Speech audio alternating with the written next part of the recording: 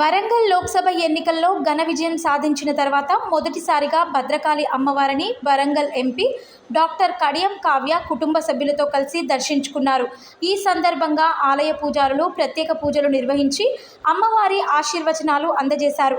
అనంతరం MP doctor Kadiyam Kavya మాట్లాడుతూ Warangal parliament నియోజకవర్గ ప్రజలు ఎల్లప్పుడూ సుఖ సంతోషాలతో ఉండే విధంగా భద్రకాళి అమ్మవారి ఆశీస్సులు ఉండాలని, అలాగే వరంగల్ నగరాన్ని అన్ని రంగాల్లో అభివృద్ధి చేసేందుకు కావలసిన తోడ్పాటును అందించాలని అమ్మవారిని వేడుకున్నట్లు తెలిపారు. వరంగల్ పార్లమెంట్ పరిధిలో మొన్న జరిగిన కౌంటింగ్లో కాంగ్రెస్ అభ్యర్థిగా నన్ను భారీ మెజార్టీతో గెలిపించిన వరంగల్ ప్రజలందరికీ కూడా నేను పేరు పేరున నా ధన్యవాదాలు తెలియజేసుకుంటున్నాను. అలాగే ఏ రోజైతే నాకు టికెట్ వచ్చిందో ఆ రోజు నేను భద్రకాళి అమ్మవారిని దర్శించుకొని నా విజయానికి మీరు సహకరించాలని అమ్మగారిని వేడుకోవడం జరిగింది. ఈరోజు అది నిజమైనందుకు మరోసారి అమ్మవారిని దర్శించుకొని నేను పూజ చేయడం జరిగింది.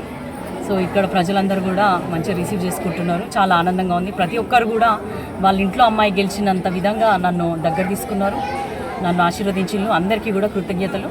Thank you.